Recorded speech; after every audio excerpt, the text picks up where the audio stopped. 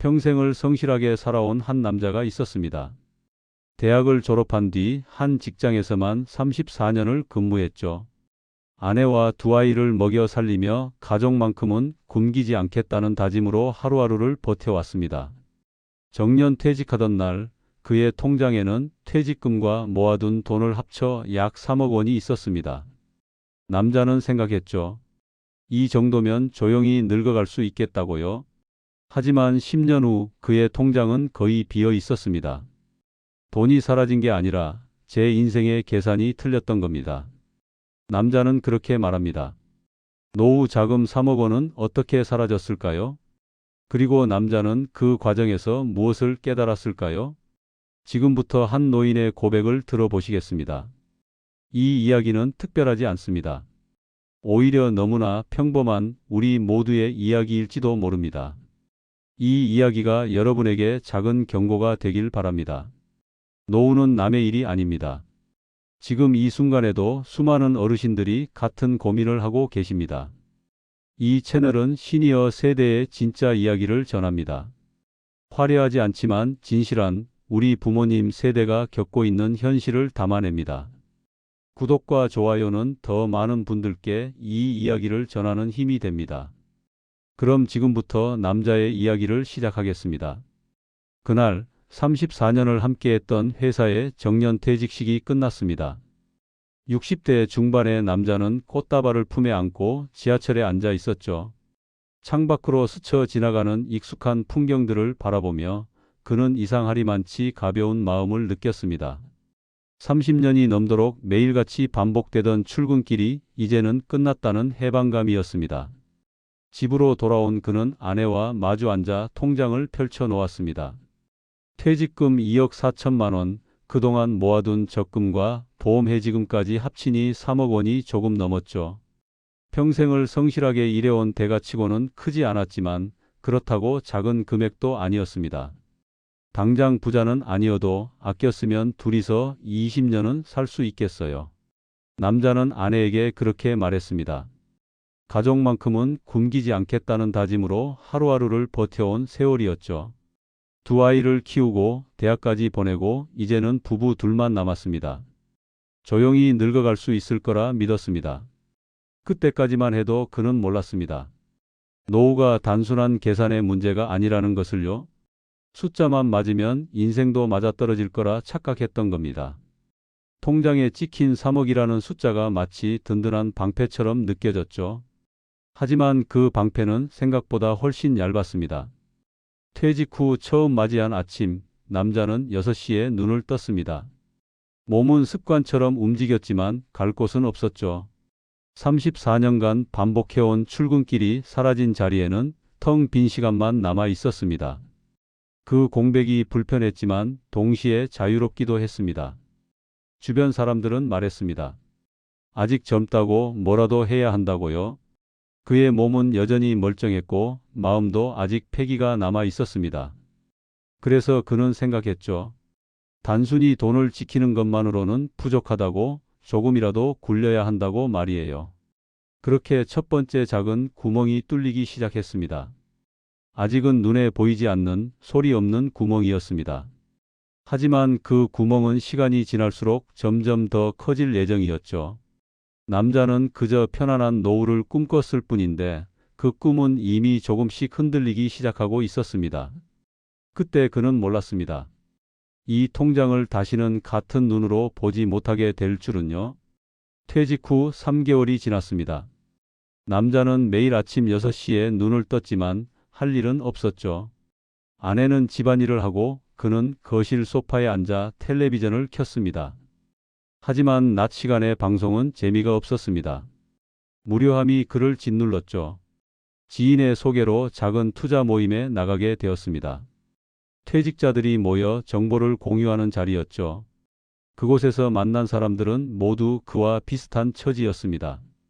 평생을 일했고 이제는 시간이 남아도는 사람들이었습니다.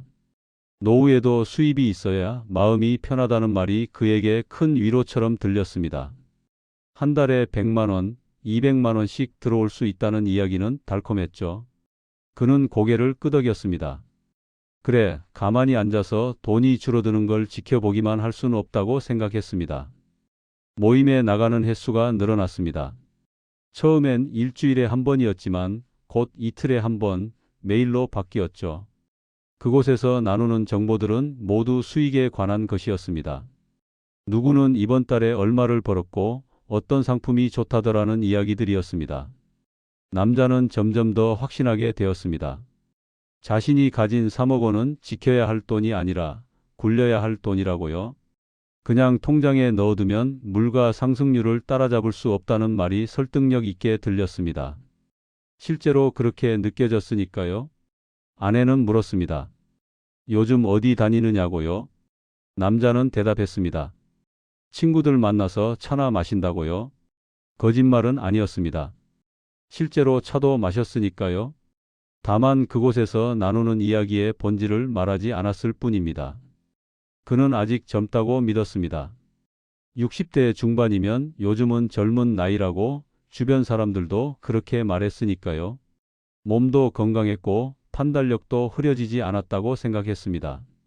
하지만 그것은 착각이었습니다. 나이가 문제가 아니라 상황을 보는 눈이 흐려져 있었던 겁니다. 결국 그는 결정을 내렸습니다. 5천만 원을 투자하기로 한 겁니다. 3억 원 중에서 5천만 원이면 크지 않은 금액이라고 스스로를 안심시켰죠. 혹시 모를 상황을 대비해 나머지는 그대로 두었습니다. 신중한 선택이라고 믿었습니다. 투자 모임에서 소개받은 상품은 안정적이라는 설명이었습니다. 원금 보장은 아니지만 손실 가능성이 낮다고 했죠. 매달 수익금이 통장으로 들어온다는 말에 그는 고개를 끄덕였습니다. 연금처럼 받을 수 있다니 나쁘지 않다고 생각했습니다. 하지만 수익은 바로 나오지 않았습니다. 첫 달, 두 달, 석 달이 지나도 통장에 들어오는 건 없었죠. 담당자에게 연락하면 대답은 항상 똑같았습니다. 조금만 기다리면 된다고, 지금은 시장 상황이 좋지 않지만 곧 회복될 거라고요. 그 사이 생활비는 계속 나갔습니다. 한 달에 250만 원, 부부 둘이 쓰기엔 무난한 금액이었죠. 외식도 가끔 하고 병원도 다니고 경조사도 챙겼습니다. 크게 사치를 부리는 것도 아니었으니 이 정도면 괜찮다고 생각했습니다. 문제는 조금씩이라는 말에 있었습니다. 매달 조금씩 빠져나가는 돈은 눈에 띄지 않았습니다. 통장 잔액이 2억 9천만 원에서 2억 8천만 원이 되고 다시 2억 7천만 원이 되어도 별로 위기감이 들지 않았죠. 여전히 큰돈처럼 보였으니까요. 어느 날 큰아들이 결혼 준비를 한다고 연락이 왔습니다. 남자는 흔쾌히 500만 원을 보태주었죠. 딸아이도 전세 자금이 부족하다며 연락했고 그 역시 2천만 원을 지원했습니다. 부모로서 당연한 일이라고 생각했습니다. 통장은 매달 조금씩 얇아졌지만 경고음은 들리지 않았습니다. 숫자는 줄어들었지만 여전히 억 단위였고 그래서 안심했던 겁니다. 작은 구멍은 소리 없이 커지고 있었습니다. 남자는 그 구멍을 눈치채지 못한 채 여전히 괜찮다고 믿고 있었습니다. 투자한 지 1년이 지났지만 수익금은 한 번도 들어오지 않았습니다. 담당자는 여전히 같은 말만 반복했죠. 조금만 더 기다리라고, 곧 좋아질 거라고요. 남자는 불안했지만 이미 넣은 돈을 생각하면 기다리는 수밖에 없었습니다. 아내에게는 모든 걸 말하지 않았습니다. 투자한 사실도 아직 수익이 없다는 것도요. 괜히 불안하게 만들고 싶지 않았습니다. 가장으로서 이 정도는 혼자 감당해야 한다고 생각했죠. 잘 돌아가고 있다고 걱정하지 말라고 말했습니다. 하지만 밤이 되면 혼자 방에 앉아 계산기를 두드렸습니다. 남은 돈 2억 원, 한 달 생활비 250만 원, 1년이면 3천만 원이 나갑니다. 단순 계산으로는 6년 반 정도 버틸 수 있었죠. 하지만 그건 아무 일도 일어나지 않았을 때의 이야기였습니다. 병원비가 늘기 시작했습니다. 남자는 당뇨 진단을 받았고 아내는 무릎 관절이 안 좋아져 치료를 받아야 했죠. 한 달에 50만 원씩 병원비가 추가되었습니다. 생활비는 300만 원으로 늘어났고 계산은 다시 틀어졌습니다. 앞으로 남은 돈과 앞으로 살아야 할 시간, 그 숫자들이 서로 맞지 않기 시작했습니다. 남자는 처음으로 두려움을 느꼈죠. 노후가 긴 시간이 아니라 불확실한 시간이라는 걸 깨달았습니다. 20년을 버틸 수 있다던 계산은 이미 무너지고 있었습니다. 아내는 가끔 물었습니다. 요즘 표정이 안 좋다고 무슨 일 있느냐고요? 남자는 고개를 저었습니다. 아무것도 아니라고 그냥 나이 들어서 그런 거라고 둘러댔죠. 침묵은 거짓말보다 쉬웠습니다. 말하지 않으면 현실이 아닌 것처럼 느껴졌으니까요. 하지만 가장의 침묵은 상황을 더 악화시킬 뿐이었습니다. 혼자 감당하려 할수록 무게는 더 무거워졌고 해결책은 더 멀어졌습니다. 남자는 그 사실을 아직 몰랐습니다. 아니, 알고 싶지 않았는지도 모릅니다. 투자한 지 3년이 지났을 때 연락이 끊겼습니다. 담당자의 전화번호는 더 이상 연결되지 않았고 사무실은 텅 비어 있었죠. 남자는 그제야 깨달았습니다. 5천만 원이 사라졌다는 것을요? 아니, 처음부터 돌아올 돈이 아니었다는 걸요? 경찰서에 신고했지만 소용없었습니다. 비슷한 피해자가 수십 명이었고 가해자는 이미 잠적한 상태였죠. 변호사는 말했습니다. 돌려받기 어려울 거라고요. 남자는 그 말을 듣고 한참을 멍하니 앉아 있었습니다. 손실을 인정하는 데만 몇 달이 걸렸습니다.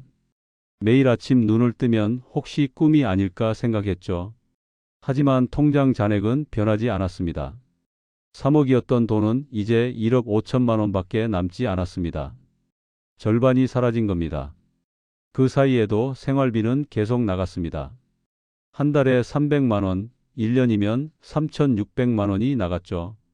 남은 돈으로는 4년 정도밖에 버틸 수 없다는 계산이 나왔습니다. 60대 후반의 나이에 4년 후면 70대 초반입니다. 그 이후는 어떻게 살아야 할까요? 남자는 다시 일을 찾아보기로 했습니다. 몸은 아직 괜찮았으니까요.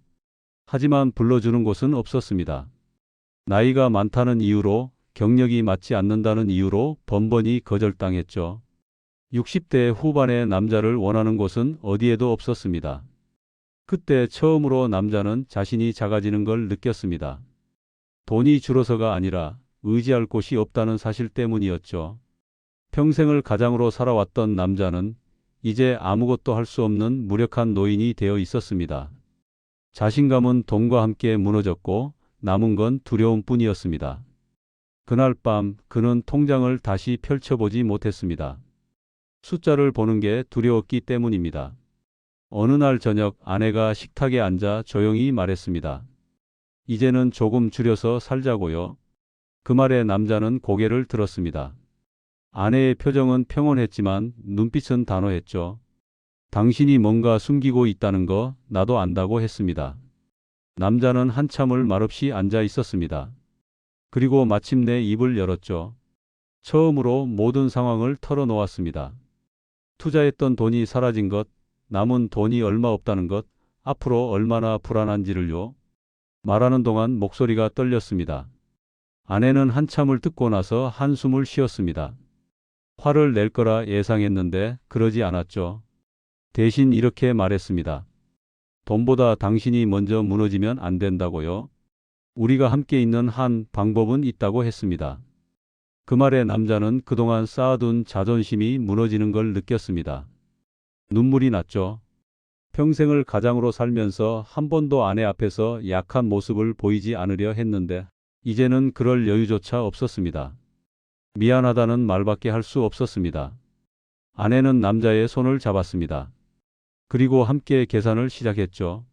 남은 돈 1억 5천만 원으로 어떻게 살아갈 수 있을지를요.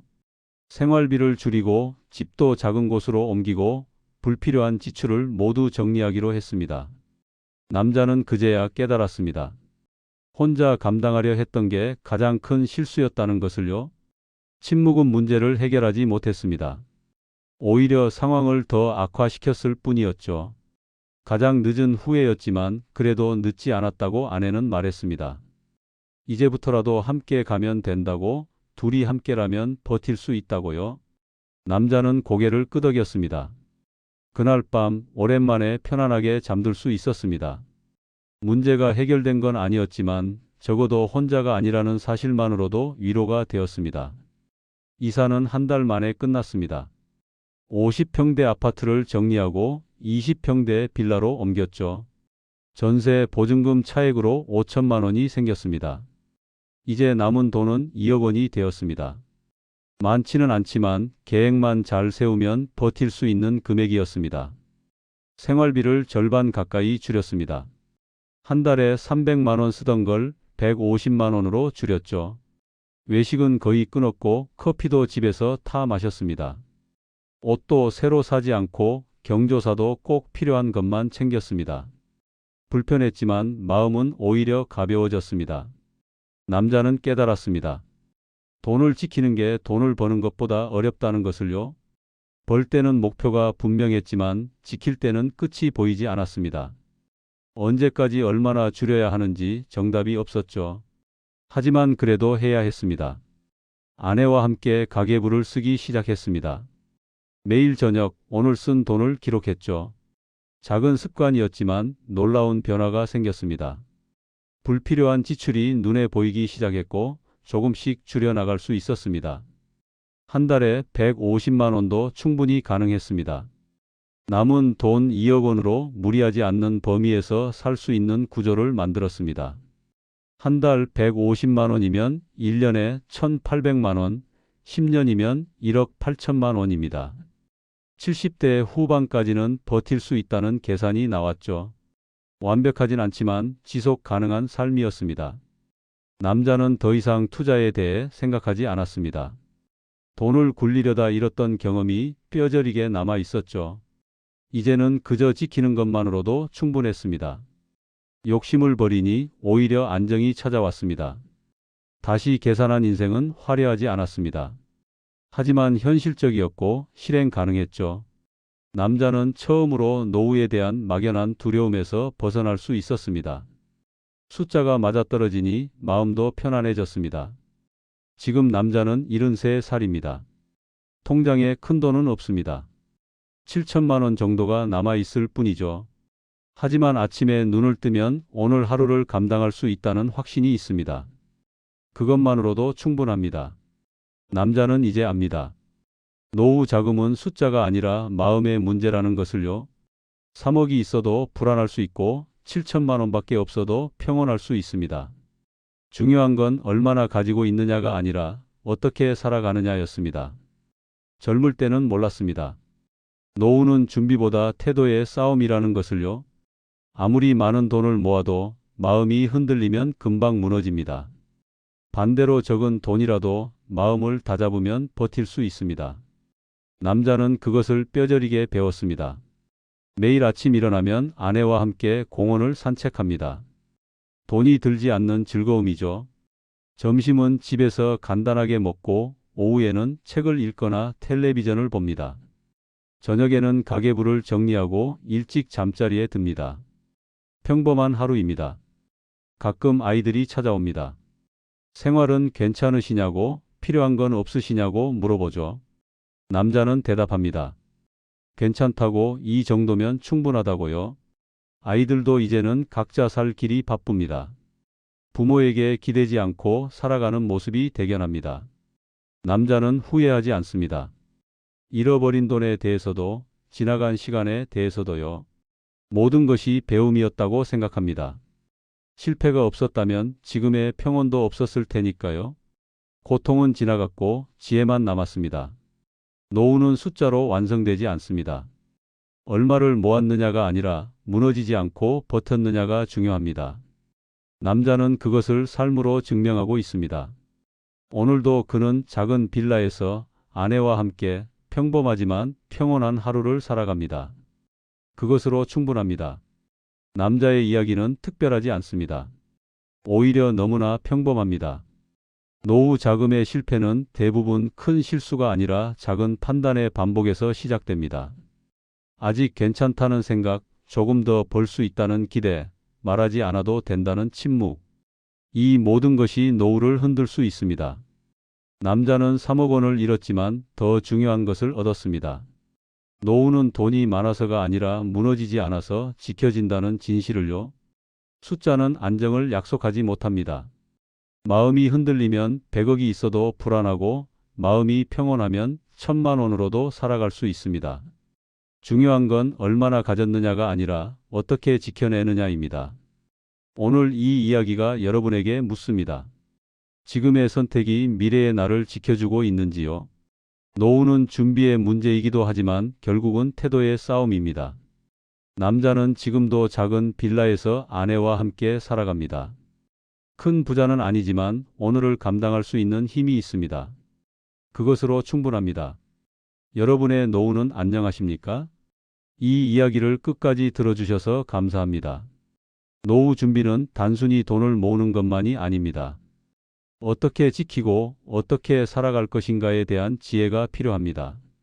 이 채널은 시니어 세대의 삶을 통해 우리 모두가 배워야 할 교훈을 전합니다. 구독을 누르시면 비슷한 이야기들을 계속 만나보실 수 있습니다. 좋아요와 댓글은 제작자에게 큰 힘이 되며 더 많은 분들에게 이 메시지가 전달될 수 있도록 도와줍니다. 다음 이야기에서 또 뵙겠습니다. 오늘도 감사합니다.